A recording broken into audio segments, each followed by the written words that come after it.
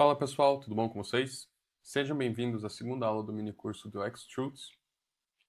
Na primeira aula, a gente tratou basicamente do download, instalação e configuração do acesso ao software. E a gente encerrou a aula praticamente nessa tela aqui. Agora, com o Extrudes funcionando, a gente pode de fato começar a realizar a modelagem da nossa estrutura.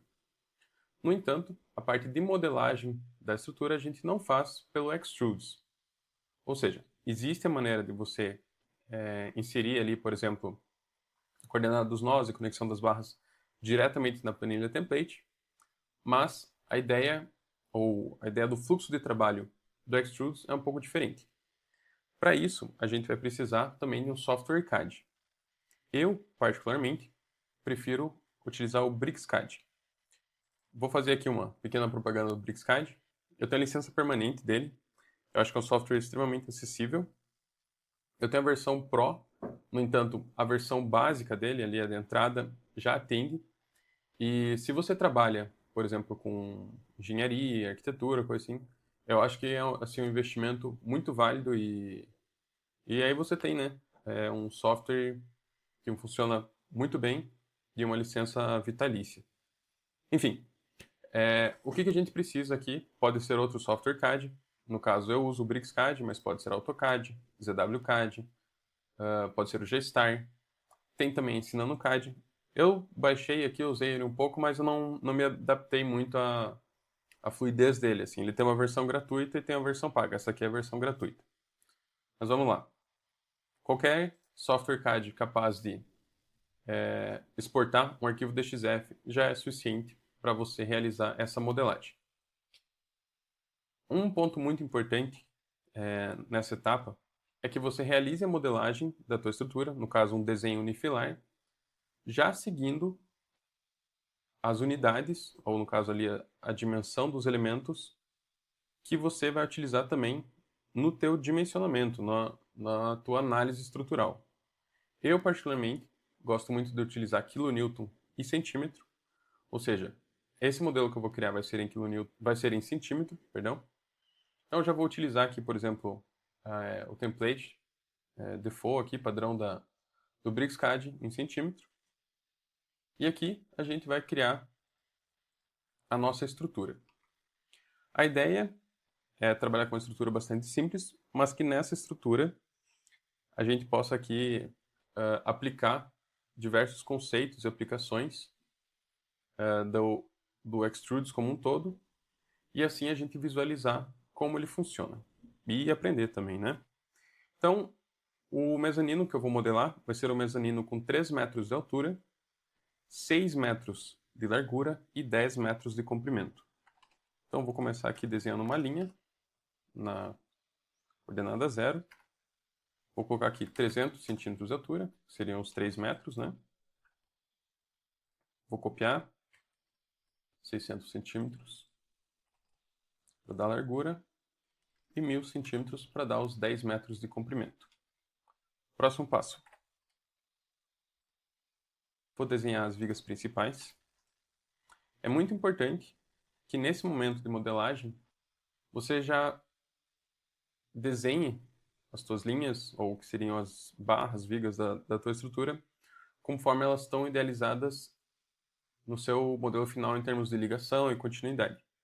Por exemplo, aqui, essas colunas, lógico, vão ser interrompidas aqui em cima, e essa viga vai ser uma viga contínua de coluna a coluna. O mesmo vale para as vigas secundárias, ou seja, vou colocá-la aqui de forma contínua de viga a viga. Vou espaçar elas de 1,25 m. Então vou fazer a cópia dessa maneira. Cada 1,25 m.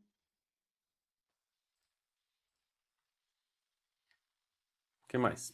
Vou colocar o travamento dessas vigas, no caso, para impedir a flambagem lateral por torção.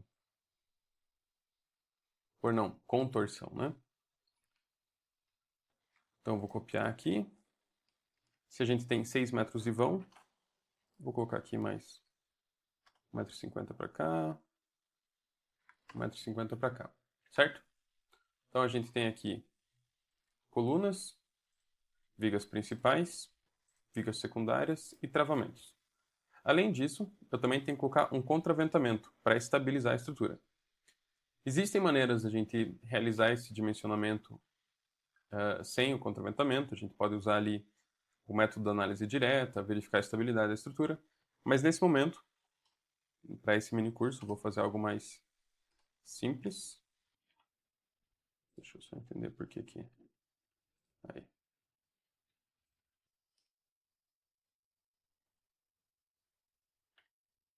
Por algum motivo, será que eu apertei alguma coisa aqui?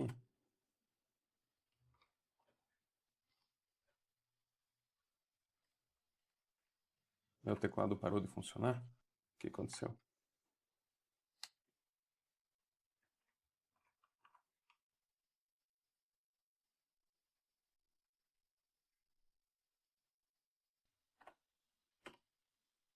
Agora voltou. Beleza. Não sei. Estranho. Enfim. Estou aqui dimensionando, modelando meus contraventamentos verticais.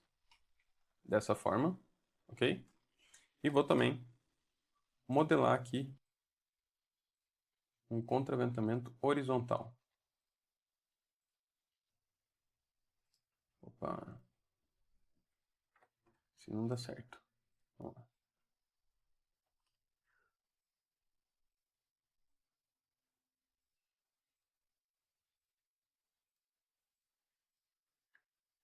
Feito.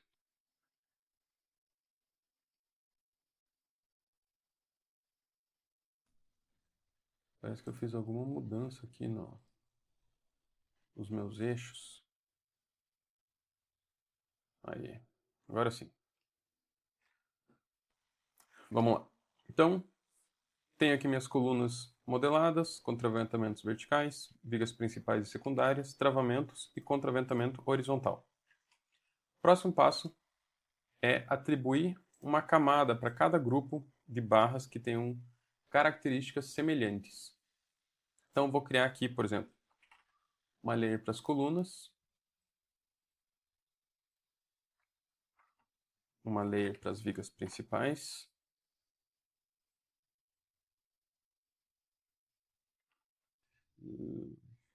vigas secundárias. O que mais? Contraventamento vertical. É magenta? Pode ser magenta. Contraventamento horizontal.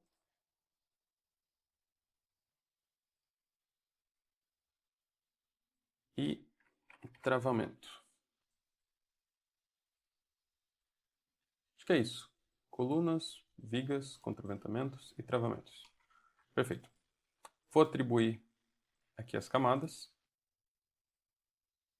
Colunas. Contraventamento vertical.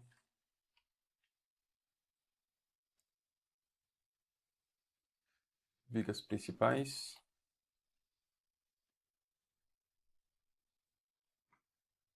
Vigas secundárias. Ok. Travamentos.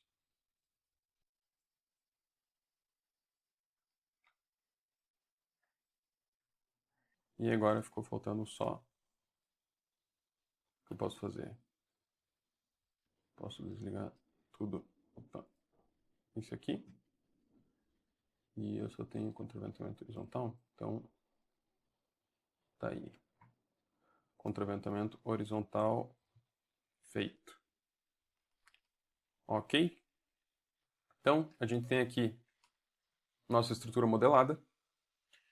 Vou falar para vocês um pouco por que é importante fazer essa atribuição de layers, ou camadas, para as barras, para as linhas aqui do nosso modelo.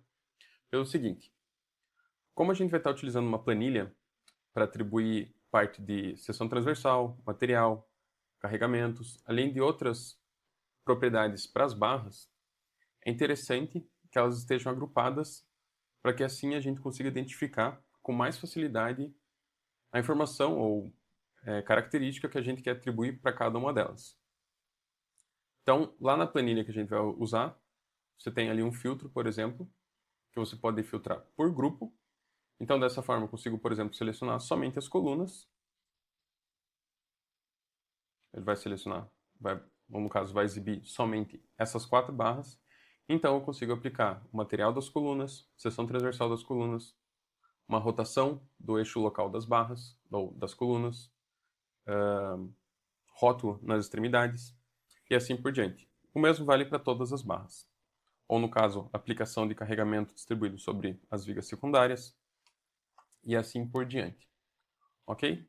Então, aqui a gente conclui a parte da modelagem da nossa estrutura. Próximo passo, vamos salvar esse arquivo. Vou criar aqui uma pasta na minha área de trabalho, mini curso Extrudes mezanino.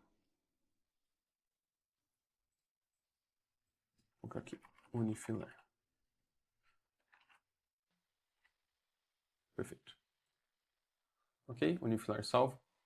Agora, próxima parte é exportar isso aqui em um arquivo DXF. Ou seja, basicamente, salvar como, seleciono aqui o DXF e salvo. Ok? Com isso, a gente conclui a modelagem da estrutura. A gente tem já o arquivo DXF salvo. E agora, finalmente, a gente vai começar a utilizar as ferramentas do Extrudes. Nessa aula ainda, eu vou mostrar para vocês como converter o arquivo DXF em uma planilha do Excel. Para isso, a gente vai utilizar esse primeiro botão aqui do nosso software. Vou selecionar aqui, converter DXF para XLSX. Vou selecionar o arquivo que eu exportei, ou salvei, né? unifilar.dxf. Abrir. E ele já fez aqui, ó, conversão concluída e mostrou onde que está salvo. No caso, ele salva na mesma pasta em que está o teu DXF.